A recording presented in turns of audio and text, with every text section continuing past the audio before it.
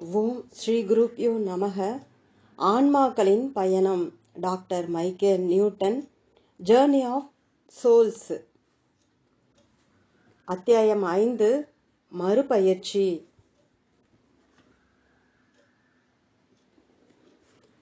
நாங்கள் மூல வீட்டிற்கு வரும்போது எங்களை சந்திக்கும் அந்த ஆன்மாக்கள் கலைந்து சென்ற பின்னர் நாங்கள் சீர்படுத்தும் இடத்திற்கு அழைத்து செல்லப்பட தயாராகிறோம்.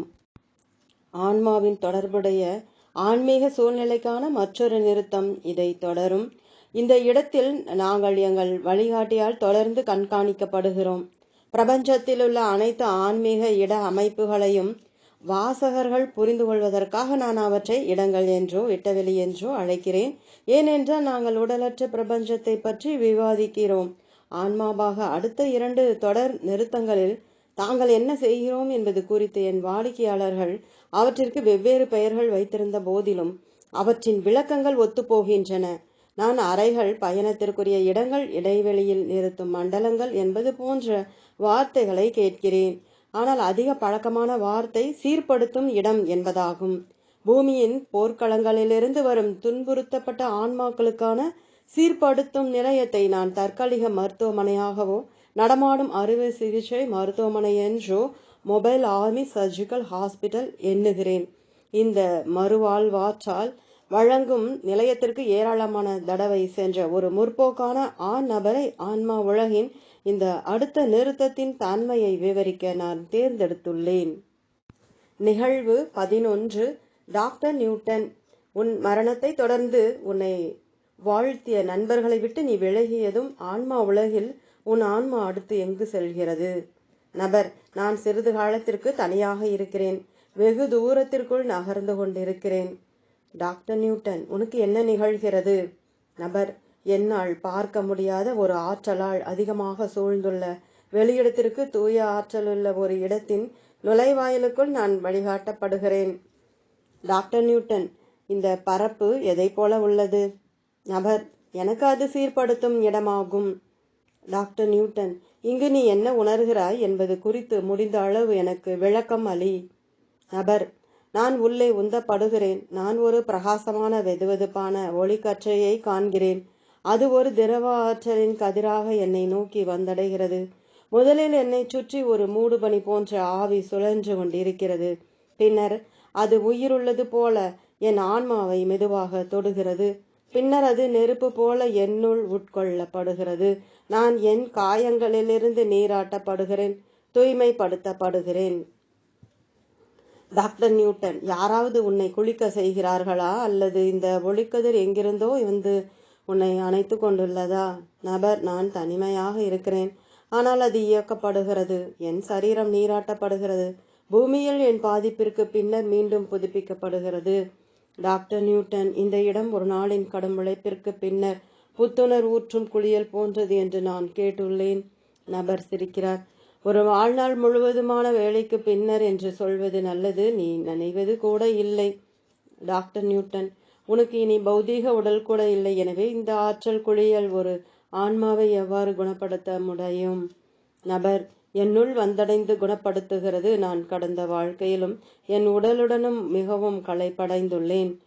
டாக்டர் நியூட்டன், மரணத்திற்கு பின்னர் பௌதீக உடலின் அழிவுகளும் மனித மனதும் ஆன்மாவின் மீது ஒரு உணர்ச்சி வயப்பட்ட அடையாளத்தை விட்டு செல்கிறது என்று நீ சொல்கிறாயா?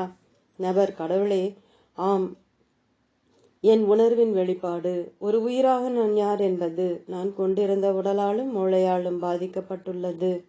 டாக்டர் நியூட்டன், நீ அந்த உடலிலிருந்து நிரந்தரமாக பிரிந்திருந்தாலும் கூடவா? நபர்: ஒவ்வொரு உடலும் சிறிது காலத்திற்காவது நம்மீது ஒரு முத்திரையை விட்டு செல்கிறது. நாம் அடைந்திருந்த சில உடல்களிலிருந்து முழுமையாக ஒருபோதும் விலக முடியாது. நாம் அவற்றிலிருந்து விடுதலை அடைந்திருந்தாலும் குறிப்பிட்ட வாழ்க்கைகளின் சில தனிப்பட்ட நினைவுகளை நாம் தக்க வைத்திருக்கிறோம். டாக்டர் நியூட்டன், சரி, உன் குணப்படுத்தும் குளியலை நீ முடித்துக்கொள். நீ எவ்வாறு உணர்கிறாய் என்று எனக்கு சொல். நபர்: நான் ஒளியில் தொங்கவிடப்பட்டிருக்கிறேன். அது அதிகபட்சமான எதிர்மறையான கிருமிகளை கழுவி என் ஆன்மாவிற்குள் ஊடுருவி செல்கிறது. என் உருமாற்றத்தை கொண்டு வந்து அது என் கடந்த வாழ்க்கையின் தலைகளை விட்டு செல்ல என்னை அனுமதிக்கிறது. எனவே நான் மீண்டும் முழுமையாக இருக்கலாம். டாக்டர் நியூட்டன், இந்த குளியலுக்கு ஒவ்வொருவர் மீதும் அதே விளைவு இருக்கிறதா? நபர், சிறிய இடைவேளைக்கு பிறகு, நான் இளமையாகவும் குறைந்த அனுபவம் உள்ளவனாகவும் இருந்தபோது அதிக தீங்கு இழைக்கப்பட்டவனாக இங்கு வந்தேன். இங்கிருந்த ஆற்றல் குறைவான விளைவுள்ளதாக இருந்தது. ஏனெனில் எதிர்மறை தன்மையை முழுமையாக அகற்ற அதை எவ்வாறு உபயோகிக்க வேண்டும் என்று எனக்கு தெரியவில்லை. குணப்படுத்தும் ஆற்றல் இருந்த போதிலும் பழைய காயங்களை நீட்டித்து வைத்திருக்கிறேன். டாக்டர் நியூட்டன், எனக்கு புரிந்துவிட்டது என எண்ணுகிறேன். நீ இப்போது என்ன செய்கிறாய்? நபர், புதுப்பிக்கப்பட்ட பின்னர் நான் இங்கிருந்து விலகி செல்கிறேன். மேலும் என் வழிகாட்டியிடம் பேசுவதற்கு நான் ஒரு அமைதியான இடத்திற்கு செல்கிறேன். சீர்படுத்தும் குளியல் என்று நான் அழைக்கும் இந்த இடம் திரும்பி வரும் ஆன்மாக்களின் மறுவாழ்விற்கு ஒரு முகவுரை மட்டுமே. உடன் தொடரும், குறிப்பாக இளைய ஆன்மாக்களுக்கான மாற்றத்தை கொண்டு வரும் நிலை ஒருவரின் வழிகாட்டியுடன் போதிய அளவு ஆலோசனை செய்யும் வேலையை பொறுத்து உள்ளது. புதிதாக புத்துணர்வு பெற்ற ஆன்மா சமீபத்தில் முடிந்த வாழ்க்கை அனுபவங்களை விவரிக்க இந்த நிலையத்திற்கு வருகிறது. அதிக அளவில் உணர்வுகளை விடுவிக்கவும் ஆன்மா உலகில் மீண்டும் ஒத்துப்போவதற்குமான ஒரு பேட்டியாக இந்த மறுபயிற்சியை ஏற்றுக்கொள்ள மேலும் திட்டமிடப்படுகிறது. அறிதுயல் நிலையில் இருக்கும் மக்கள் மாற்றத்தை ஏற்றுக்கொள்ளும் நேரத்தில் தங்களுக்கு கொடுக்கப்படும் ஆலோசனை பற்றி விவாதிக்கும் போது தங்கள் வழிகாட்டிகள் மென்மையானவர்கள் ஆனால் நன்றாக ஆராய்பவர்கள் என்று கூறுகிறார்கள். உனது விருப்பமான தொடக்கநிலை பள்ளி ஆசிரியரை பற்றி கற்பனை செய். உனக்கு கருத்துகள் கிடைக்கும். உன்னுடைய அனைத்து கற்கும் பழக்கங்களையும், உனது உறுதியான பலவீனமான குணங்களை, உனது பயங்களை அறிந்த நீ முயற்சி செய்யும் வரை உன்னுடன் எப்போதும் செயல்பட தயாராக இருக்கும் ஒரு உறுதியான ஆனால் சம்பந்தப்பட்ட ஆன்மாவை பற்றி சிந்தனை செய். நீ முயற்சி செய்யாத போது உன் முன்னேற்றத்தில் ஒவ்வொன்றும் சலனமற்று இருக்கிறது. அவர்களுடைய ஆன்மீக ஆசிரியர்களிடமிருந்து மாணவர்களால் எதையும் மறைக்க முடியாது. உணர்வாட்சி, டெலிபதி சார்ந்த உலகில் தந்திரமோ வஞ்சகமோ இருப்பதில்லை.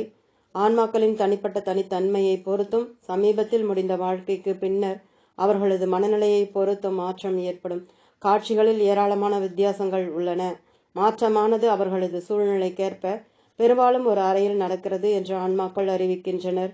இந்த படைப்பு சூழ்நிலையின் அமைப்பும் இந்த முதல் கருத்தரங்கின் திண்மையும் ஒவ்வொரு வாழ்க்கைக்கு பின்னரும் வேறுபடலாம். கீழே விவரிக்கப்படும் நிகழ்வு திரும்பி வரும் ஆன்மாவை ஊக்குவிப்பதற்காக உயரிய சக்திகளின் விருப்பத்திற்கு சான்று கூறும் ஒரு சூழ்நிலைக்கேற்ற மறுபயிற்சி காட்சியின் விளக்கத்தை அளிக்கிறது. நிகழ்வு 12. நபர், நான் குழந்தையாக இருந்தபோது சந்தோஷமாக இருந்த என் படுக்கை அறையை இந்த இடத்தின் நடுவே கண்டேன். நான் எனது ரோஜா நிறமுள்ள சுவரொட்டியையும் அடியில் திண்மையான மெத்தை கொண்ட என் பாட்டியால் எனக்காக செய்யப்பட்ட ரோஜா நிறமுள்ள மெல்லிய மெத்தையையும் பார்க்கிறேன். எனக்கு பிரச்சனைகள் இருக்கும் போதெல்லாம் என் பாட்டியும் நானும் உள்ளம் திறந்து உரையாடி கொள்வோம். மெத்தையின் முனையில் எனக்கு பிடித்த திணித்து வைக்கப்பட்ட மிருகங்களுடன் எனக்காக காத்து கொண்டு அவள் இங்கே இருக்கிறாள். அவளது சுருங்கிய முகம் எப்போதும் போல அன்பால் நிறைந்திருக்கிறது. சிறிது நேரத்திற்கு பிறகு அவள் உண்மையாக என் வழிகாட்டி அமெஃபஸ் என்பதை பார்க்கிறேன். நான் முடித்துள்ள வாழ்க்கையின் துயரமான சந்தோஷமான காலங்களை பற்றி நான் அமெஃபஸிடம் பேசுகிறேன். நான் தவறுகள் செய்தேன் என்று எனக்கு தெரியும். ஆனால் அவள் என்னிடம் கனிவாக இருக்கிறாள். நான் பழைய நினைவுகளை கொண்டு வரும்போது நாங்கள் சேர்ந்து சிரிக்கிறோம், அழுகிறோம். பிறகு என் வாழ்க்கையில் செய்திருக்கக்கூடிய செய்யாத எல்லாவற்றை பற்றியும் விவாதிக்கிறோம். ஆனால் முடிவில் அனைத்தும் சரியானதே. இந்த அழகான உலகில் நான் ஓய்வெடுக்க வேண்டும் என்று அவளுக்கு தெரியும். நான் ஓய்வெடுக்கப் போகிறேன். நான் பூமிக்கு மீண்டும் செல்ல போகிறானா இல்லையா என்பது பற்றி எனக்கு அக்கறை இல்லை. ஏனென்றால் என் உண்மையான வீடு இங்கே இருக்கிறது. அதிகமாக முன்னேறிய ஆன்மாக்களுக்கு இந்த கட்டத்தில் எந்த மறுபயிற்சியும் தேவையில்லை என்பது தெளிவு. இந்த வகையிலுள்ள என் 10% வாடிக்கையாளர்கள் தாங்கள் பூமியிலிருந்து திரும்பி வந்ததும் தங்கள் வழிகாட்டிகளுடன் ஒத்து செல்கிறார்கள் என்று இது பொருள்படாது. தங்கள் கடந்த கால வாழ்க்கைகளுக்கு ஒவ்வொருவரும் பொறுப்பானவர்களாக கருதப்படுகின்றனர். ஒவ்வொருவரும் வாழ்க்கையில் தங்கள் பங்கை புரிந்து கொண்டு தங்கள் வாழ்க்கைகளில் எவ்வாறு செயல்பட்டனர் என்பதை பொறுத்து மதிப்பிடப்படுகிறார்கள். முன்னேறிய ஆன்மாக்களுக்கு மாஸ்டர் ஆசிரியர்களுடன் நுழைவு பேட்டிகள் நடத்தப்படுகின்றன. குறைந்த அனுபவம் கொண்ட ஆன்மாக்களுக்கு ஆலோசகர்களால் தனிப்பட்ட கவனம் அளிக்கப்படுகிறது. ஏனெனில் உடல் உருவத்திலிருந்து ஆன்மீக உருவத்திற்கு திடீரென நிலைமாற்றம் ஏற்படுவது அவர்களுக்கு அதிக கடினமாக உள்ளது. நான் தேர்ந்தெடுத்துள்ள அடுத்த நிகழ்வு நோய் தீர்க்கின்ற சூழ்நிலைக்கு ஏற்ப ஆன்மீக மறுபயிற்சியை அதிக அளவில் கொண்டுள்ளது. வருங்கால நடத்தைக்கான ஆன்மீக மறுபயிற்சியை கருத்தில் கொண்டு மனப்பாங்குகளையும் உணர்வுகளையும் ஆராய்ச்சி செய்தல் வழிகாட்டிகளின் குறிப்பான கொள்கையாகும். நிகழ்வு 13 வரும் வாடிக்கையாளர் உறுதியான கவர்ச்சிகரமான சராசரியை காட்டிலும் மேலான உயரத்தையும் எடையையும் கொண்டுள்ள 32 வயதுள்ள பெண்மணியாகும். ஜீன்ஸ் இறுக்கமில்லாத சட்டை அணிந்து கொண்டு காலணிகளுடன் ஹெஸ்டர் பதட்டர் நிலைக்கு ஒரு நாள் என் அலுவலகத்திற்கு வந்து சேர்ந்தாள். அவளது பிரச்சனைகள் 3 பாகங்களாக பிரிந்தன.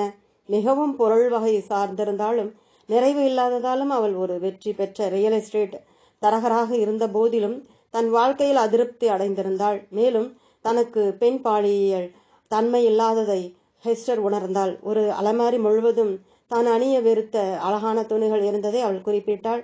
தன் வாழ்க்கை முழுவதும் எவ்வாறு சுலபமாக ஆண்களை சூழ்ச்சியுடன் கையாண்டாள் என்றும் தன்னிடம் ஆண்மைத்தனம் அதிகமாக உள்ளதால் தன்னை ஒரு பெண்மணியாக முழுவதும் உணர முடியவில்லை என்றும் இந்த வாடிக்கையாளர் என்னிடம் கூறினாள். ஒரு இளம் பெண்ணாக அவள் பொம்மைகளையும் அழகான உடைகள் அணிவதையும் தவிர்த்தாள். ஏனென்றால் அவள் ஆண்களுடன் சேர்ந்து போட்டிக்குரிய விளையாட்டுகளில் அதிக ஆர்வம் கொண்டிருந்தாள். வளர்ந்த பிறகும் அவளது ஆண் உணர்வுகள் மாறவில்லை. இருப்பினும் அவள் ஒரு ஆண் மகனை சந்தித்தாள். அவர் அவள் கணவரானார். ஏனென்றால் தங்கள் உறவில் அவளுடைய அதிகாரத்தை அவர் ஏற்றுக்கொண்டார். அவளுக்கு உடல் கட்டுப்பாடு இருந்த வரையில் அவருடன் பாலியல் உறவில் மகிழ்ச்சியுற்றாள் என்றும் அவள் கணவர் இது கிளர்ச்சியுற்றிருந்ததாக உணர்ந்தார் என்றும் ஹெஸ்டர் கூறினார். அத்துடன் காதுக்கு மேலே தனது தலையின் வலது பக்கத்தில் தலைவலி இருப்பதாக என் வாடிக்கையாளர் புகார் கூறினாள். தீவிர மருத்துவ பரீட்சைக்கு பின்னர் மருத்துவர்கள் மன அழுத்தத்தின் காரணமாக அது இருப்பதாக கூறினர். எங்கள் அமர்வு வேளையின் போது இந்த நபர் அண்மைய வாழ்க்கைகளில் தொடர்ந்து ஆணாகவே பிறந்திருந்தார். இதற்கு முந்தைய வாழ்க்கையில் குறுகிய காலத்திற்கு 1880களில் ஒக்லஹோமா மாவட்டத்தில் ராஸ் பெல்ஸ்டன் என்று அழைக்கப்பட்ட சட்ட நடவடிக்கை எடுக்கும் சட்டப்பூர்வமான பிரதிநிதியாக இருந்தார் என்று நான் தெரிந்து கொண்டேன். ராஸாக என் வாடிக்கையாளர் 33 வயதில் ஒரு ஹோட்டலில் தன்னை தலையில் சுட்டு கொண்டு தற்கொலை செய்து கொண்டார். நியாயமன்ற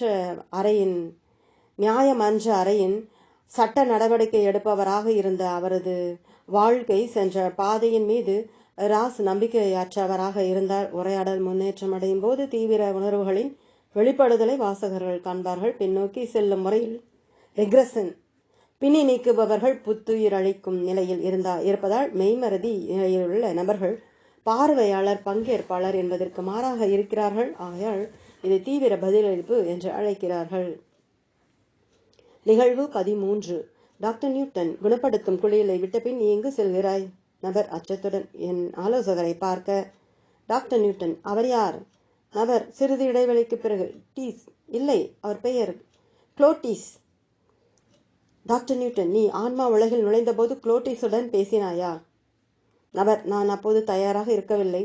நான் என் பெற்றோர்களை மட்டும் காண விரும்பினேன். டாக்டர் நியூட்டன், நீ குளோட்டிஸை பார்க்க ஏன் செல்கிறாய்? நபர், நான் ஒருவித கணக்கீடு செய்வதற்காக செல்கிறேன். எல்லா வாழ்க்கைகளும் முடிந்த பின் நாம் இதை செய்கிறோம். ஆனால் இச்சமயத்தில் நான் உண்மையிலேயே சிக்கலில் மாட்டிக்கொண்டுள்ளேன். டாக்டர் நியூட்டன், ஏன்? நபர், ஏனெனில் நான் தற்கொலை செய்து கொண்டேன். டாக்டர் நியூட்டன், பூமியில் ஒரு நபர் தற்கொலை செய்து கொண்டால் அவர்கள் ஆவியாக ஒருவித தண்டனை அனுபவிப்பார்கள் என்று அர்த்தமா? நபர், இல்லை இல்லை, அங்கு தண்டனை என்று ஒன்றும் இல்லை. அது பூமியிலுள்ள நிலைதான். நான் முன்கூட்டியே என்னை விடுவித்துக் கொண்டேன் என்றும் என் துன்பங்களை சந்திக்க எனக்கு துணிச்சல் இருக்கவில்லை என்றும் குளோட்டிஸ் ஏமாற்றம் அடைவார். நான் செய்தது இறக்க தேர்ந்தெடுத்தல் என்றால் நான் பின்னர் திரும்பி வர வேண்டும். தவிர இன்னொரு வாழ்க்கையில் அதனுடைய பங்கை மீண்டும் ஏற்க வேண்டும். நான் விரைவிலேயே என்னை விடுவித்துக் கொண்டதால் நிறைய காலத்தை வீணடித்தேன். டாக்டர் நியூட்டன், ஆக தற்கொலை செய்து கொண்டதற்கு யாருமே கண்டனம் செய்ய மாட்டார்களா? நபர் ஒரு கணத்திற்கு சிந்தனை செய்கிறார். என் நண்பர்களின் முதுகில் தட்டி கொடுக்கப் போவதில்லை. நான் செய்ததற்கு நான் வருந்துகிறேன். குறிப்பு: தற்கொலையை குறித்து இதுதான் வழக்கமான ஆன்மீக மனப்பான்மை.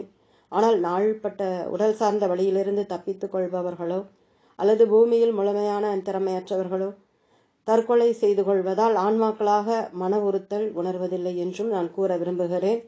தற்கொலைக்கான இந்த உந்துதலை குறித்து அவர்களது வழிகாட்டிகளும் நண்பர்களும் கூட அதிகமாக ஒப்புக்கொள்ளும் மனப்பான்மை கொண்டுள்ளனர்.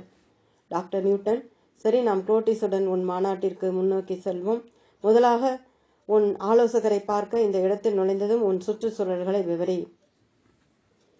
நபர்: நான் சுவர்களுள்ள ஒரு அறைக்குள் செல்கிறேன். சிரிக்கிறார். ஓ, அது பக்ஹான்.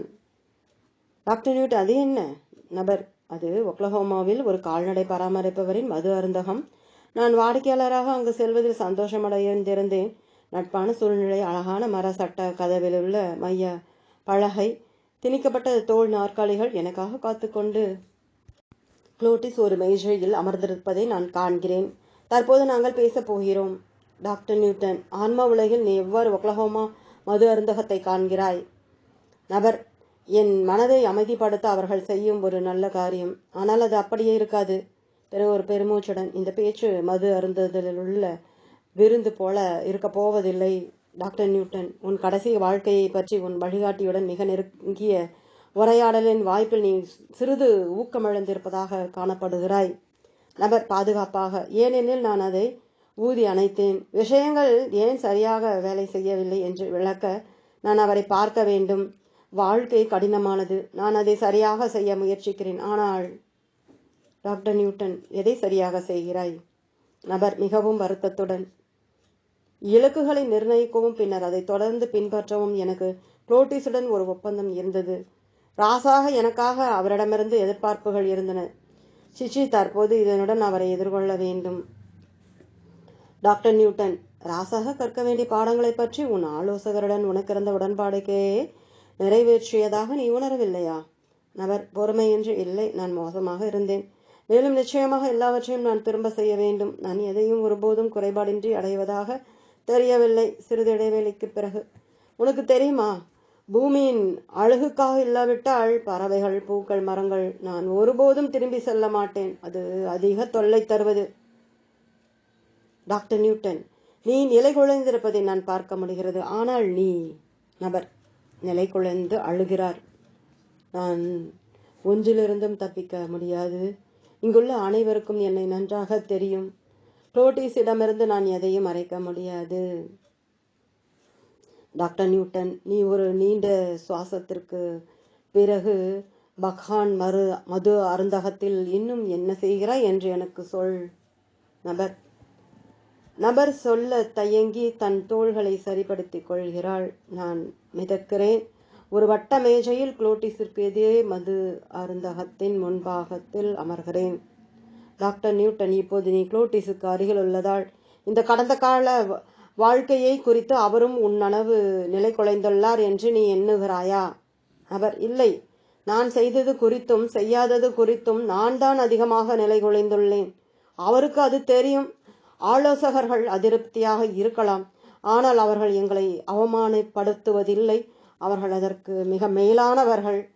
ஆலோசனை கூறும் நேரத்தில் ஒரு வழிகாட்டுபவரின் சந்திப்பு நம் ஆன்மாவை குணப்படுத்தும் விதிமுறைக்கு ஒரு மேம்பாடு அளிக்கிறது. ஆனால் பாதுகாப்பு எல்லை முழுவதும் நீக்கப்பட்டுள்ளது என்று அதற்கு அர்த்தமாகாது. நமது கடந்த காலத்திலிருந்து ஏற்படும் வேதனை தரும் உணர்ச்சி வசப்பட்ட நினைவுகள் நம் உடல்களைப் போல மிக எளிதில் அழிவதில்லை.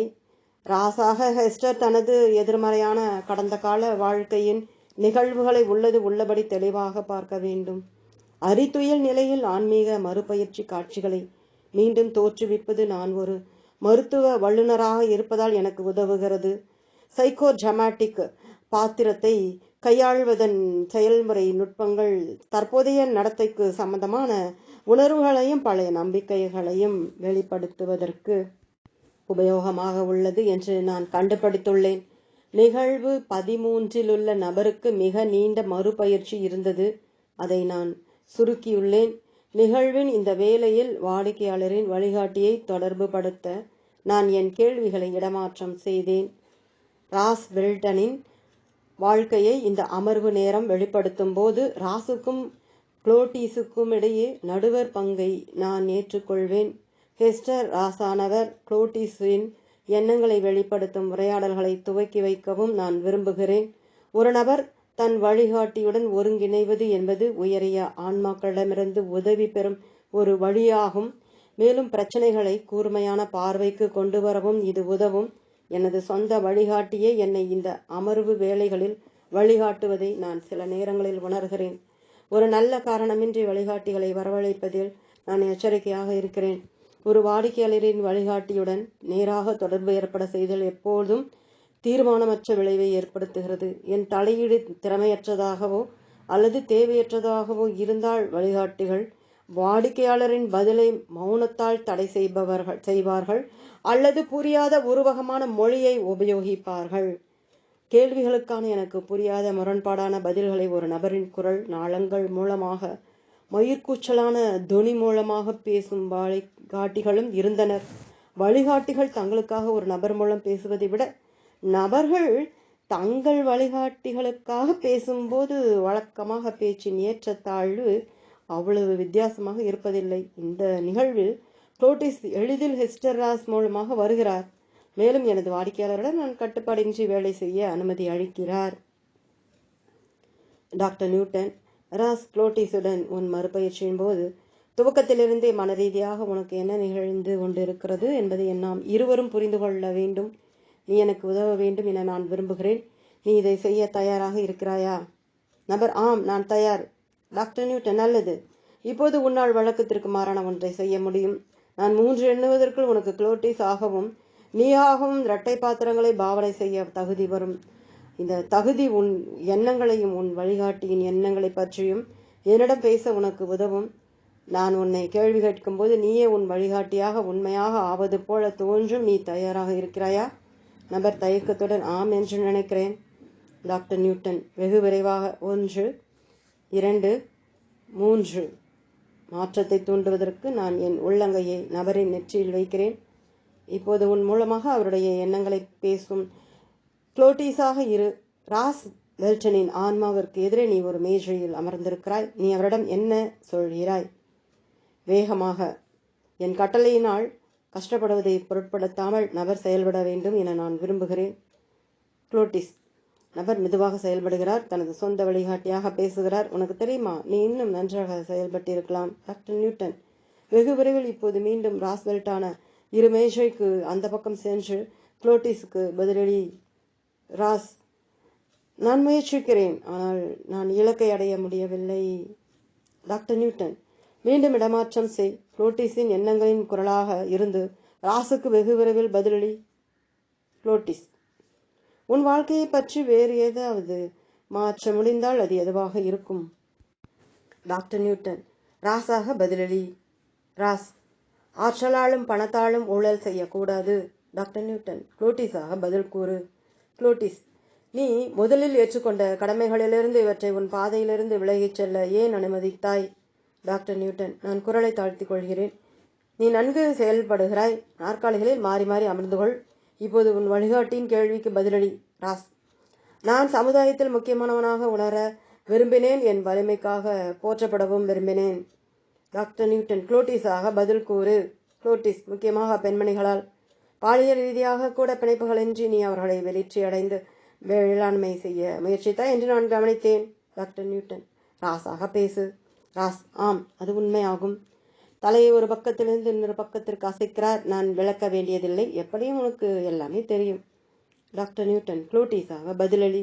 குளோட்டிஸ்: ஆனால் நீ விளக்க வேண்டும். இவ்விஷயங்களை தாங்கிக் கொள்ள நீ சுய விழிப்புணர்வை கொண்டு வர வேண்டும். Doctor Newton ராஸாக பதிலளி. ராஸ் எதிர்த்து: நான் இந்த மக்கள் மீது சக்தியை தீவிரமாக பயன்படுத்தாதிருந்தால் அவர்கள் என்னை கட்டுப்படுத்தி இருப்பார்கள். டாக்டர் நியூட்டன் குளோட்டிஸாக பதில் கூறு. குளோட்டிஸ்: இது சரியல்ல, உன் தகுதிக்கு ஏற்றதுமல்ல. நீ எவ்வாறு ஆரம்பித்தாயோ அப்படி ஆகவில்லை. நாங்கள் கவனமாக உன் பெற்றோர்களை தேர்ந்தெடுத்தோம். குறிப்பு: பெல்டன் குடும்பத்தார் நேர்மையையும் பொறுமையையும் வெளிப்படுத்திய மிதமான வழிகள் கொண்ட குடியானவர்கள். மேலும் ராஸ் சட்டம் படிப்பதற்காக நிறைய தியாகம் செய்தனர். Doctor Newton ராஸாக பதிலளி. ராஸ் அவசரமாக: ஆம், எனக்கு தெரியும். நான் சிறுவனாக இருந்தபோதே அவர்கள் என்னை லட்சியவாதியாக வளர்த்தார்கள். நானும் இதை விரும்பினேன். ஆனால் இது எனக்கு பலனளிக்கவில்லை. என்று என்ன நிகழ்ந்தது என்று நீ பார்த்தாய். நான் வக்கீலாக துவங்கிய போது திறமையற்று எதற்கும் பயனில்லாமல் கடனாளியாக இருந்தேன். எனக்கு பணம் தர முடியாமல் இருந்த மக்களுக்கு பாதுகாப்பு அளித்தேன். நான் இனி ஏழையாக இருக்க விரும்பவில்லை. நான் பண்ணையை, பன்றிகளை, பசுக்களை வெறுத்தேன். கணிசமான மக்கள் நடுவே இருக்க விரும்பினேன். மேலும் சட்ட நடவடிக்கை எடுப்பவராக நான் நிறுவனத்தில் சேர்ந்தபோது முறைகளை சீர்திருத்தும் எண்ணம் கொண்டிருந்தேன். மேலும் பண்ணை மக்களுக்கு உதவ நினைத்தேன். வழிதான் தவறாக இருந்தது. டாக்டர் நியூட்டன் குளோட்டிஸாக பதில் கூறு. குளோட்டிஸ். விதிமுறைகள் காரணமாக நீ ஊழலாக இருந்தாய். இதை நீ எனக்கு விளக்கு. Doctor Newton ராஸாக பதிலளி. ராஸ் சூடாக, தங்களால் அளிக்க முடியாத அபராத தொகையை மக்கள் செலுத்த வேண்டியிருந்தது. செய்ய நினைக்காத குற்றங்களுக்காக மற்றவர்களை நான் தூக்கிலிட்டேன். குரல் தழுதழுக்கிறது. நான் ஒரு சட்டபூர்வமான கொலையாளியாவேன். Doctor Newton குளோட்டிஸாக பதிலளி. குளோட்டிஸ், மற்றவர்களை துன்பப்படுத்தியதற்காக குற்றம் சாட்டத்தக்கவர்களாக இருந்த குற்றவாளிகளை சட்டப்படி தண்டித்ததற்கு நீ பொறுப்புள்ளவராக ஏன் உணர்கிறாய்? Doctor Newton ராஸாக பதிலளி. ராஸ், அவர்களில் சில, பெரும்பாலானவர்கள் என் பெற்றோர்களைப் போல விதிமுறைகளுக்கு உட்பட்ட சாதாரண மக்கள்தான். வாழ்வதற்கு பணம் தேவையாயிருந்தது. மேலும் அவர்களில் சிலர் மனநோய் உள்ளவர்களாக இருந்தனர். டாக்டர் நியூட்டன் குளோட்டிஸாக பதில் கூறு. குளோட்டிஸ், நீ தண்டித்த மக்களால் பாதிக்கப்பட்டவர்களை பற்றி என்ன கூறுகிறாய்? சமுதாயத்தை பாதுகாப்பதற்காகவும் பண்ணைகளுக்கும் நகரங்களுக்கும் அதிக பாதுகாப்பு அளிப்பதற்காக நீ நீதியுடன் சட்டம் கலந்த வாழ்க்கையை தேர்ந்தெடுக்கவில்லையா? Doctor Newton ராஸாக பதிலளி. ராஸ் சத்தமாக, நீ பார்க்கவில்லையா? அது எனக்கு பலனளிக்கவில்லை. பழமையான சமுதாயத்தால் நான் கொலையாளியாக மாற்றப்பட்டேன். டாக்டர் நியூட்டன் குளோட்டிஸாக பதில் கூறு. குளோட்டிஸ், எனவே நீ உன்னையே கொலை செய்து கொண்டாயா? Doctor Newton ராஸாக பதிலளி. ராஸ், நான் பாதையிலிருந்து விலகி சென்றேன். நான் ஒரு உதவாக்கரையாக திரும்பி செல்ல முடியவில்லை. மேலும் நான் முன்னோக்கி செல்லவும் முடியவில்லை. டாக்டர் நியூட்டன் குளோட்டிஸாக பதில் கூறு. குளோட்டிஸ், சுயலாபத்திற்காகவும் பிரசித்தமாவதற்காகவும் தீய வழியில் பெயர் பெற்றவர்களுடன் வெகு எளிதில் நீ சேர்ந்து கொண்டாய். இது நீ அல்ல. நீ ஏன் உன்னிடமிருந்து ஒழித்து கொண்டாய்? Doctor Newton ராஸாக பதிலளி. ராஸ் கோபத்துடன், நான் பொது பாதுகாப்பாளராக ஆனபோது நீ ஏன் எனக்கு அதிகமாக உதவவில்லை?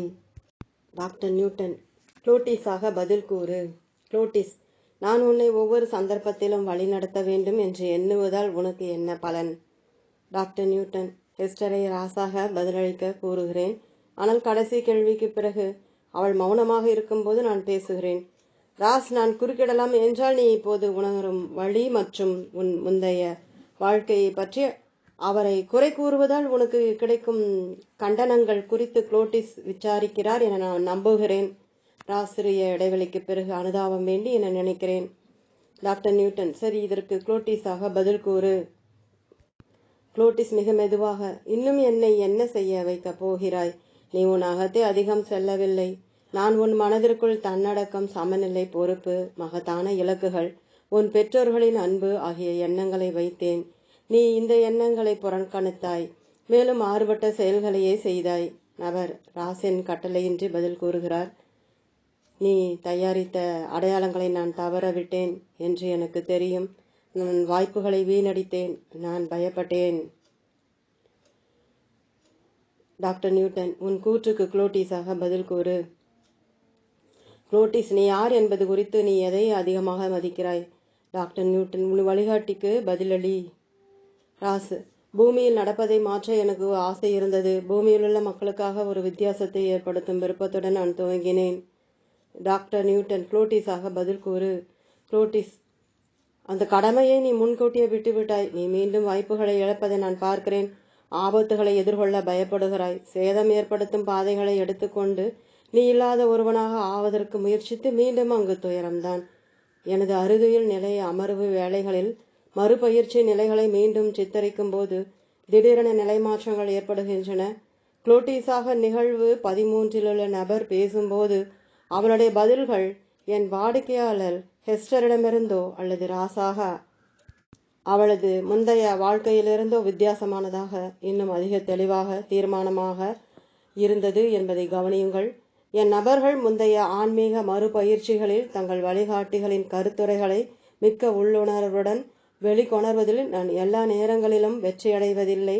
எனினும் எந்த ஆன்மீக சூழ்நிலையை தேர்ந்தெடுத்தாலும் கடந்த கால நினைவுகள் பெரும்பாலும் தற்காலத்திய பிரச்சனைகளுடன் கலந்து விடுகின்றன. நான் காலகட்டத்தை பஹான் மது அருந்தகத்தை சுற்றி இடமாற்றம் செய்த காட்சியில் உண்மையில் என் வாடிக்கையாளரா அல்லது அவருடைய வழிகாட்டியா உரையாடலை எடுத்து சென்றார்கள் என்பது பற்றி எனக்கு அக்கறை இல்லை. ராஸ் ஃபெல்டன் இறந்து விட்டார் அல்லவா? ஆனால் ஹெஸ்டர் அதே புதையொழியில் சிக்கியுள்ளார்.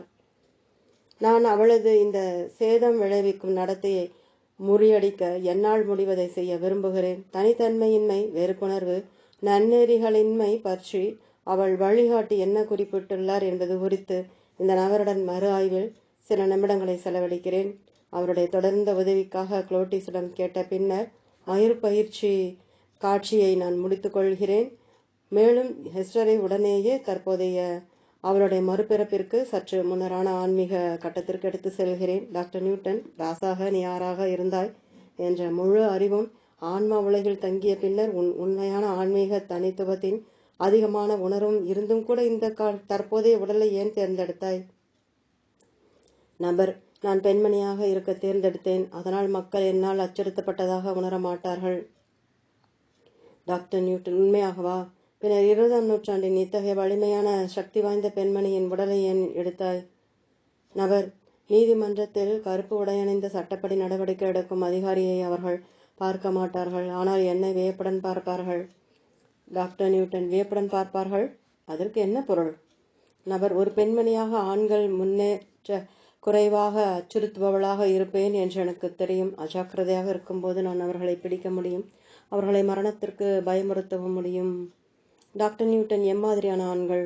நபர், சமுதாயத்தில் அதிகாரமுள்ள பெரிய ஆட்கள். நான் பெண்மணியாக இருப்பதால் அவர்கள் தவறான பாலுணர்வு பாதுகாப்பிற்குள் மயங்கியிருக்கும் போது அவர்களை பிடிக்க முடியும். டாக்டர் நியூட்டன், அவர்களை பிடித்து என்ன செய்வாய்?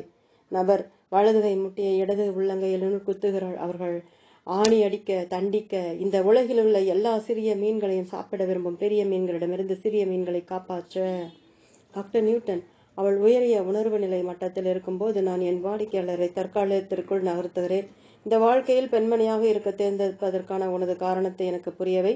உன் கடந்த வாழ்க்கையில் ஒரு மனிதனாக உன்னால் உதவ முடியாத அதே வகையான மக்களுக்குத்தானே நீ உதவ விரும்பினாய். இது சரிதானே? நபர், வருத்தத்துடன், ஆம், ஆனால் அது சிறந்த வழி அல்ல. நான் எண்ணியவாறு எனக்கு அது வேலை செய்யவில்லை.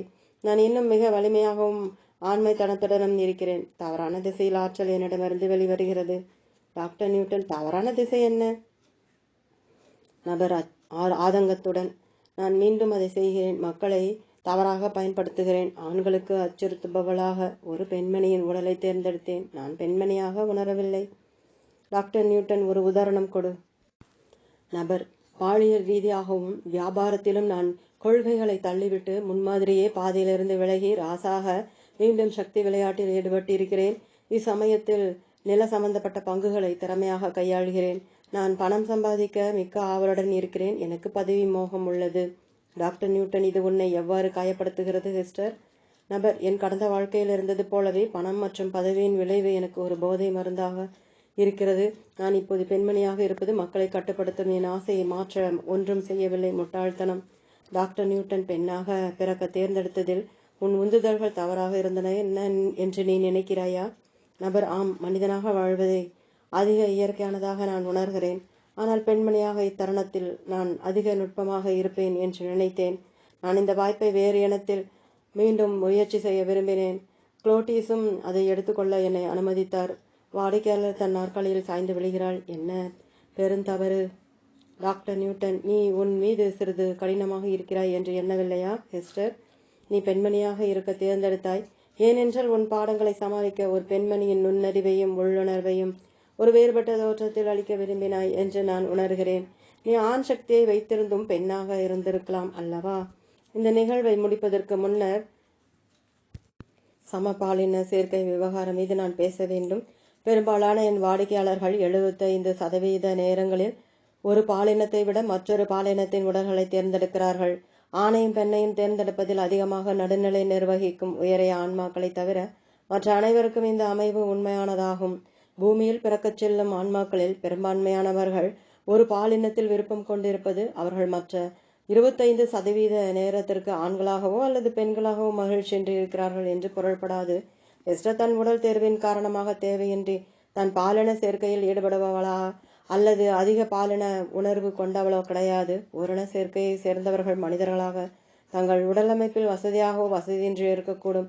சமபாலின சேர்க்கையில் ஈடுபடும் ஒரு வாடிக்கையாளர் தனது ஒரு பாலின சேர்க்கை அல்ல இந்த வாழ்க்கையில் தவறான பாலினத்தை தேர்ந்தெடுத்ததன் விளைவா என்று பெரும்பாலும் என்னிடம் கேட்கிறார்கள். அவர்களுடைய அமர்வு வேலைகள் முடிந்த பின்னர் இந்த விசாரணைக்கு வழக்கமாக பதிலளிக்கப்படுகிறது. ஆன்மாக்களை பாலின தேர்வுகள் எடுக்க வழிகாட்டும் சூழ்நிலைகள் எதுவாக இருந்த போதிலும் இந்த முடிவு பூமிக்கு வருவதற்கு முன்னர் எடுக்கப்பட்டது. முந்தைய வாழ்க்கைகளில் அரிதாக உபயோகப்பட்ட பாலினத்தை ஆராய்ச்சி செய்வதற்காக அவர்களுடைய தற்போதைய வாழ்க்கைகளுக்கு முன்கூட்டியே தன் பாலின சேர்க்கையில் ஈடுபடும் மக்களை தேர்ந்தெடுத்துள்ளார்கள் என்று நான் உணர்கிறேன். சமபாலின சேர்க்கையில் ஈடுபடுதல் வாழ்க்கையில் மிக கடினமான பாதையை அழிக்கிறது. நம் சமுதாயத்தில் பாலின இழுக்கை சுமக்கிறது. இந்த பாதை என் ஒரு வாடிக்கையாளரால் தேர்ந்தெடுக்கப்படும் போது அது அவருடைய கார்மிக் தேவைகளுக்காக உள்ளது என்று ஆராய்ந்து கண்டுபிடிக்கலாம். கடந்த கால நிகழ்வுகளுடன் சம்பந்தப்பட்ட பாலின தனித்துவத்தின் சிக்கலான வித்தியாசங்களை தனிப்பட்ட முறையில் புரிந்து கொள்வதை இது துரிதப்படுத்துகிறது. நிகழ்வு 13 உள்ள நபர் ராஸ் பெல்டனாக அனுபவித்த தடைகளிலிருந்து விடுபடுவதற்கான முயற்சியில் இந்த வாழ்க்கையில் பெண்மணியாக இருக்க தேர்ந்தெடுத்தார். 30 வருடங்களுக்கு மேலாக காத்திருந்து அரிதுயில் நிலையை அனுபவித்திற்கு பதிலாக ஹெஸ்டர் ராசாக தனது கடந்த காலத்தை பற்றி பிறவியிலிருந்தே தெரிந்து கொள்வதிலிருந்து பயனடைந்திருப்பாளா? நமது முந்தைய வாழ்க்கைகளின் உணர்வு நிலையுடைய நினைவுகள் இல்லாதிருந்தால் மறதி நோய் என்று கூறப்படுகிறது. மறுபிறவி மீது நம்பிக்கை கொண்டுள்ள மக்களுக்கு இந்த மனித நிலை குழப்பமாக உள்ளது. நாம் யார் என்றும் நாம் என்ன செய்ய வேண்டும் என்றும் ஏதாவது ஆன்மீக தெய்வத்தன்மை உண்மையாக நம்மை பற்றி அக்கறை கொண்டுள்ளதா என்று வியந்தும் நாம் ஏன் வாழ்க்கையில் இருட்டில் தடுமாறி கொண்டிருக்க வேண்டும்? அவளது மறதி நோயை பற்றி கேட்ட பின்னர் இந்த பெண்மணியுடன் என் அமர்வு வேலையை முடித்து கொண்டேன். டாக்டர் நியூட்டன், ராஸ் பெல்டனாக உன் வாழ்க்கையை பற்றி உனக்கு உணர்வு நிலையுடைய நினைவு ஏன் இருக்கவில்லை என்று நீ நினைக்கிறாய்? நபர், பூமிக்கு வருவதற்கு முன்னர் நாங்கள் ஒரு உடலை தேர்ந்தெடுத்து ஒரு திட்டம் உருவாக்கிய பின்னர் எங்கள் ஆலோசகர்களுடன் ஒரு ஒப்பந்தம் இருக்கிறது. டாக்டர் நியூட்டன், எதை பற்றிய ஒப்பந்தம்? நபர், மற்ற வாழ்க்கைகளை நினைவு வைத்துக் கொள்ள மாட்டோம் என்று நாங்கள் ஒப்புக்கொள்கிறோம். டாக்டர் நியூட்டன், ஏன்? நபர், நீ முன்னர் என்ன செய்தாய் என்பதனால் உனக்கு என்ன நடக்கக்கூடும் என்று முன்கூட்டியே தெரிந்து கொள்வதை விட வெற்று பலகையிலிருந்து கற்றுக்கொள்வது இன்னும் நல்லது. டாக்டர் நியூட்டன், இந்த வாழ்க்கையில் அதே ஆபத்துகளை தவிர்ப்பதில் உன் கடந்த கால வாழ்க்கையில் செய்த தவறுகளை தெரிந்து கொள்வது உதவியாக இருக்காதா? நபர், தங்களுடைய கடந்த கால வாழ்க்கையை பற்றி மக்களுக்கு எல்லாமே தெரிந்திருந்தால் அதே துன்பங்களுக்கு புது அணுகுமுறைகளை முயற்சிப்பதை விட அவர்களில் பலர் அதன் மீது அதிக கவனம் செலுத்தக்கூடும். புதிய வாழ்க்கையை தீவிரமாக எடுத்துக்கொள்ள வேண்டும். டாக்டர் நியூட்டன், வேறு ஏதாவது காரணங்கள் இருக்கிறதா? நபர், சிறிது இடைவெளிக்கு பிறகு, பழைய நினைவுகளை வைத்துக் கொள்ளாமல் கடந்த கால வாழ்க்கைக்கு பழிவாங்க உனக்கு செய்த தவறுகளுக்காக சமநிலை படுத்த குறைந்த முன்னனுபவம் இருப்பதாக எங்கள் ஆலோசகர்கள் கூறுகிறார்கள். டாக்டர் நியூட்டன், நல்லது. உன் வாழ்க்கையில் ஹெஸ்டராக வாழ்வதற்கான உந்துதலுக்கும் நடத்தைக்கும் இதுதான் இதுவரை பங்காக இருந்தது என்று எனக்கு தோன்றுகிறது. நபர் ஆவேசத்துடன், அதனால்தான் நான் உன்னிடம் வந்தேன். டாக்டர் நியூட்டன், பூமியில் நாம் சாஸ்வதமான ஆன்மீக வாழ்க்கையிலும் முன்னேற்றமடைய இந்த மறதி அவசியமானது என்று நீ இன்னமும் எண்ணுகிறாயா? நபர், சாதாரணமாக ஆம். ஆனால் அது முழு மறதி அல்ல. கனவுகளிலிருந்து நாங்கள் சில மின்னல் போன்ற திடீரொலிகள் பெறுகிறோம். நெருக்கடி நேரங்களில் தேவையான போது எந்த வழியில் செல்ல வேண்டும் என்பதற்கான உள்ளறிவு மக்களுக்கு உள்ளது. மேலும் சில நேரங்களில் நம் நண்பர்களும் சிறிது மடத்தனம் செய்ய முடியும். டாக்டர் நியூட்டன், நண்பர்கள் என்றால் ஆன்மா உலகிலிருந்து ஆன்மாக்களால் என்று கூறுகிறாயா? நபர், அல்ல. கருத்துக்களை வெளிப்படுத்தி அவர்கள் குறிப்புகள் அளிக்கிறார்கள். நான் அதை செய்திருக்கிறேன். டாக்டர் நியூட்டன், இருப்பினும் உன் உணர்வு நிலையின் மறதி நோயின் பூட்டை திறக்க நீ என்னிடம் வர வேண்டியிருந்தது. நபர், சிறிது இடைவேளைக்கு பிறகு, தேவையான போது தெரிந்து கொள்ள எங்களுக்கு தகுதி இருக்கிறது. நான் உங்களை பற்றி கேட்டபோது நான் மாற்றத்திற்கு தயாராக இருந்தேன். உங்களுடன் கடந்த காலத்தை காண குளோட்டிஸ் எனக்கு அனுமதி தந்தார். ஏனென்றால் அது எனக்கு பலனுள்ளதாக இருந்தது. டாக்டர் நியூட்டன், இல்லையென்றால் உன் மறதி நோய் அப்படியே இருந்திருக்குமா? நபர், ஆம். சில விஷயங்களை நான் அதுவரை தெரிந்து கொண்டிருக்க கூடாது என்று அது பொருள் கொண்டிருக்கும். என்னுடைய கருத்துப்படி வாடிக்கையாளர்கள் ஒருபோதும் அறுதுயில் நிலையில் செல்ல முடியாத போதோ அல்லது அவர்களுக்கு மெய்மறதி நிலையில் முடிவு பெறாத நினைவுகள் மட்டுமே இருந்தால் இந்த தடைக்கு ஒரு காரணம் இருக்கிறது. இந்த மக்களுக்கு கடந்த கால நினைவுகள் அறவே இல்லை. தங்களை வெளிப்படுத்தி கொள்ள அவர்கள் தயாராக இல்லை என்று இது பொருள் கொள்ளாது. ஏதோ ஒன்று தன் வளர்ச்சியை தடுக்கிறது என்றும் அதை வெளிப்படுத்த விரும்பினாள் என்றும் என் வாடிக்கையாளருக்கு தெரியும். ஆன்மாவின் உயரிய உணர்வு நிலையுடைய தனித்துவமானது நமது தொடர்ந்த நினைவையும் குறிக்கோளையும் தன்னகத்தே கொண்டுள்ளது. நமது வாழ்க்கைகளில் நேரம் தகுந்ததாக இருக்கும் போது மனித உடல் சார்ந்த தேவைகளுடன் ஆன்மாவின் நோக்கமும் பொருந்திருக்க வேண்டும். கடந்த காலம் மற்றும் தற்போதைய அனுபவங்களின் சீரமைப்புக்கு பகுத்தறிவு சார்ந்த அணுகுமுறையை நான் மேற்கொள்கிறேன். நமது தற்போதைய நிலை எதுவாயிருந்த போதிலும் நமது நிரந்தர தனித்துவம் நாம் தேர்ந்தெடுக்கும் உடல்களில் நம்மை ஒருபோதும் தனியாக விட்டு செல்வதில்லை. ஆழ்ந்த சிந்தனையிலும் தியானத்திலும் அல்லது பிரார்த்தனையிலும் நாம் உண்மையில் யார் என்பதன் நினைவுகள் குறிப்பிட்ட எண்ணங்களில் நமக்குள் ஒவ்வொரு நாளும் எழுகிறது. சிற்சில உள்ளுணர்வு சார்ந்த வழிகளில் மெய்மறதி நிலை மூலமாக நமது ஜீவிதத்திற்கான தக்க காரணத்தின் தடயங்கள் நமக்கு அளிக்கப்படுகின்றன. அவளது தலைவலியின் மூல காரணத்தை நீக்கினேன். மேலும் ஆண்களை மிரட்டுவதை தவிர வேறு காரணங்களுக்காக பெண்மணியாக அவள் தேர்வை வலிமைப்படுத்தி ஹெஸ்டருடன் என் அமர்வு வேலையை முடித்து கொண்டேன். அவளுடைய தற்காப்புகளை சிறிது குறைத்து கொள்ளவும் தாக்கும் மனப்பாங்கு குறைந்தும் இருக்க நான் அவளுக்கு அனுமதி அளித்தேன். உதவும் தொழில்களை குறித்தும் தொண்டராக வேலை செய்வதற்கான வாய்ப்புகளை பற்றியும் தொழில் சம்பந்தமான குறிக்கோள்களை மறுசீராவி அமைப்பது பற்றியும் நாங்கள் விவாதித்தோம். இறுதியில் அவளால் தனது இன்றைய வாழ்க்கையை பாலன தேர்வின் தோல்வியை விட கற்பதற்கான ஒரு பெரிய வாய்ப்பாக காண முடிந்தது. ஒரு நிகழ்வு முடிந்த பின்னர் ஆன்மாக்களின் நேர்மையை போற்ற நான் ஒருபோதும் தயங்கியதில்லை. ஒரு ஆன்மா தங்களுக்கும் தங்களை சூழ்ந்துள்ள மற்றவர்களுக்கும் பயனற்றதான செழிப்பான வாழ்க்கையை நடத்தியுள்ள போது அவர்கள் ஆன்மா உலகிற்கு உற்சாகத்துடன் திரும்புவதை நான் கவனிக்கிறேன். இருப்பினும் நிகழ்வு 13 உள்ளது போன்ற நபர்கள் தங்கள் கடந்த கால வாழ்க்கையை வீணாக்கினார்கள். குறிப்பாக தங்கள் காலம் முடிவதற்கு முன்னரே தற்கொலை செய்து கொண்டார்கள் என்று அறிக்கை விடும்போது அவர்கள் ஒருவித மனத்தளர்வோடு திரும்பி செல்வதாக அவர்கள் பின்னர் விவரிக்கிறார்கள். ஒரு நபருக்கு மறுபயிற்சி திருப்தியற்றதாக இருப்பதற்கான காரணம் எதிர்பாராத விதமாக அனைத்து அறிவையும் ஒரு ஆன்மா மீண்டும் அடைந்திருப்பதே என்று நான் நினைக்கிறேன். பௌதீக மரணத்திற்கு பின்னர் ஒரு மனித உடலால் பாதிப்பில்லாமல் ஆன்மா திடீரென விழிப்புணர்வு அடைகிறது. மறுபயிற்சியின் போது வாழ்க்கையில் நாம் செய்த முட்டாள்தனமான செயல்கள் நம்மை கடுமையாக தாக்குகின்றன. அதிக இளைப்பாறுதலும் தெளிவான எண்ணங்களும் ஆன்மா உலகிற்குள் என் வாடிக்கையாளர்களை மேலும் முன்னோக்கி செலுத்துகின்றன என்பதை நான் காண்கிறேன். அன்பு, மெய்யறிவு போன்ற நேர்மறையான குணங்களால் ஆன்மாக்கள் உருவாக்கப்படுகின்றன.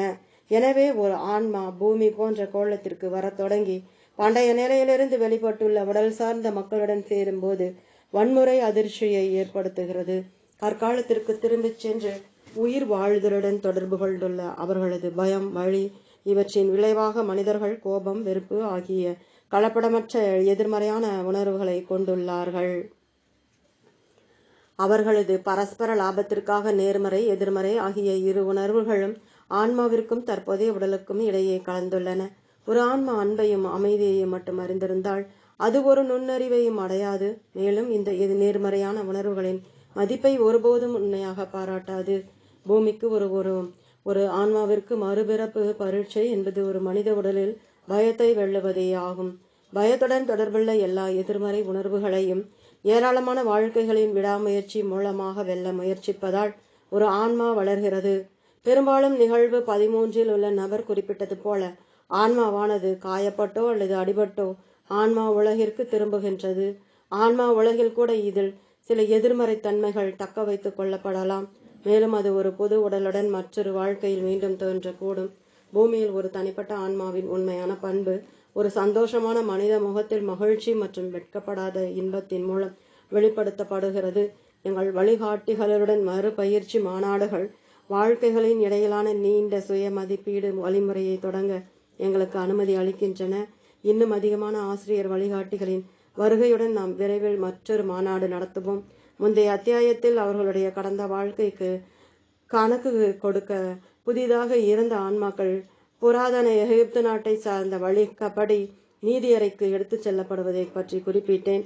மரணத்திற்கு உடனேயோ ஏதோ ஒரு வழியில் சித்திரவதை செய்கின்ற நீதிமன்ற அறையில் வழக்கு விசாரணை நமக்காக காத்திருப்பது ஏராளமான கலாச்சாரங்களின் மதம் சார்ந்த நம்பிக்கையாக இருந்தது. காயப்படுத்தக்கூடிய நிலையில் இருக்கும் எளிதில் பாதிக்கப்படக்கூடிய ஒருவர் பயமுறுத்தும் ஆவேசத்துடன் அரக்கத்தனமான நீதிபதிகளால் தண்டிக்கப்பட்டு தங்கள் இருட்டுத்தனமான பிற்கால வாழ்க்கைக்குள் எடுத்து செல்லப்படும் அச்சுறுத்தும் கனவு காட்சிகள் கொண்ட உடலுக்கு வெளியேயான அனுபவம் தங்களுக்கு இருந்ததாக எப்போதாவது கூறுவர். இந்த நிகழ்வுகளில் வலுவான நரக நம்பிக்கை ஏற்கனவே உள்ளதாக நான் நினைக்கிறேன். அமைதியான இளைப்பாறும் அறிதுயில் நிலையில் மனமட்டத்தின் அனைத்து தொடர்புகளிலும் என் வாடிக்கையாளர்கள் உயரிய நிலையிலுள்ள ஆன்மாக்களின் குழுவின் முன்பு செல்வதற்கு தங்கள் வழிகாட்டிகளுடன் ஆரம்ப மறுபயிற்சி அமர்வு வேலை அவர்களை தயார் செய்கிறது என்று அறிவிக்கிறார்கள். நீதிமன்ற அறை, வழக்கு விசாரணை என்ற வார்த்தைகள் இந்த நடவடிக்கைகளை விவரிக்க உபயோகப்படுத்தப்படுவதில்லை. என் வாடிக்கையாளர்கள் அதிக எண்ணிக்கையில் இவர்களை புத்திசாலியான நபர்கள், நடத்துனர்கள், நீதிபதிகள் என்று கூட அழைத்துள்ளார்கள். ஆனால் அதிகபட்சமானவர்கள் அவர்களை மாஸ்டர்களின் மன்றம் அல்லது முதியோர்கள் என்று குறிப்பிடுகிறார்கள். இந்த மறுசீராய்வு சபை பொதுவாக 3 to 7 உறுப்பினர்களை கொண்டுள்ளது. மேலும் தங்கள் வீட்டு தளத்திற்கு வந்த உடனேயே ஆன்மாக்கள் அவர்கள் முன்பு தோன்றுவதால் அடுத்த அத்தியாயத்தின் இறுதியில் அதிக விளக்கத்துடன் நான் இந்த மாநாட்டிற்குள் செல்வேன். எல்லா ஆன்மீக மதிப்பீடு மாநாடுகளும், அது நம் வழிகாட்டிகளாக இருக்கட்டும், நமக்கு சமமானவர்களாக இருக்கட்டும், அல்லது மாஸ்டர்களின் குழுவாக இருக்கட்டும், எல்லாவற்றிற்கும் ஒரு விஷயம் பொதுவாக உள்ளது. தீர்ப்பாக நாம் பெற்றுக்கொள்ளும் கருத்தும் கடந்த கால வாழ்க்கை ஆய்வுகளும் நமது தேர்வுகளின் உள்நோக்கங்கள் மற்றும் ஒரு வாழ்நாளின் செயல்களின் அடிப்படையிலும் உள்ளது. நமது நோக்கங்கள் குறித்து கேள்வி கேட்கப்படுகின்றது, கண்டிக்கப்படுகின்றது. ஆனால் நம்மை கஷ்டப்படுத்தும் அளவுக்கு கண்டனம் செய்யப்படுவதில்லை. அத்தியாயம் 4 நான் விளக்கியபடி அடுத்தவர்களுக்கு தீங்கிழைத்த தங்கள் செயல்களுக்காக அவர்கள் வருத்தப்பட்டதற்காக மட்டுமே ஆன்மாக்கள் குற்றச்சாட்டிலிருந்து விடுதலை செய்யப்படுகிறார்கள் என்று இது பொருள்படாது. வருங்கால வாழ்க்கை ஒன்றில் கார்மிக் வினை பயன்களை எதிர்கொள்ள நேரிடும். மனித மனதிற்கு இயல்பாக ஒழுக்கம் சார்ந்த உணர்வு இல்லாததால் மனசாட்சி ஆன்மாவின் பொறுப்பு என்று நாம் ஆன்மீக மாஸ்டர்கள் தொடர்ந்து நமக்கு ஞாபகப்படுத்துகிறார்கள் என்று எனக்கு கூறப்பட்டுள்ளது. எனினும் ஆன்மா உலகில் பெருமளவில் மன்னிப்பளித்தல் உள்ளது. இவ்வுலகம் வயதற்றது. அதுபோலவே நாம் கற்றுக்கொள்ள வேண்டிய வேலைகளும் வயதற்றதே. நம் வளர்ச்சி போராட்டத்திற்கு நமக்கு வேறு வாய்ப்புகள் அளிக்கப்படும். நம் வழிகாட்டியுடன் துவக்க மாநாடு முடிந்த பின்னர் நாம் மறுபயிற்சி நிலையத்தை விட்டு செல்கிறோம். மேலும் கடந்து செல்லும் வழியில் மிகப்பெரிய எண்ணிக்கையிலான மற்ற ஆன்மாக்களை வரவேற்கும் நிலையத்திற்குள் ஒருங்கிணைந்து சேருகிறோம். தொடரும். ஓம்.